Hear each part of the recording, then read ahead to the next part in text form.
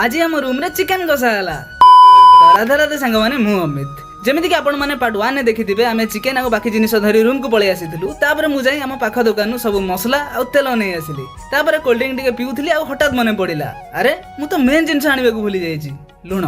लुण बिना तो सब अधूरा। तापर मु जाई लुण नहीं आसिली आ लुण को रखी देई मु जाई गाधई पड़िली। आउ एपटे देखला बेलू भाई सब जिन पत्र काटी कुटी आलू भाजवा स्टार्ट कर देथिले।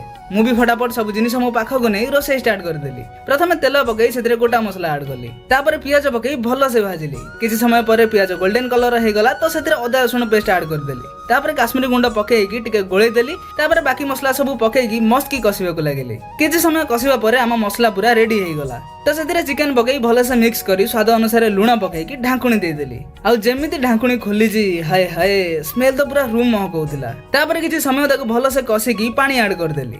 शेषरे आम चिकेन फाइनली रेडी हो गला। मोर रोसई सरला बेलू भाई एपटे काकुड़ी टमाटो और पियाज काटी सलाड भी रेडी कर देइथिले। तापर आमे बाढ़ी देलु भात चिकेन और सलाड। टेस्ट तो पूरा गजब रथिला। पेट भरा खाई सारी मु सीधा सोइबा को पळै आसिली।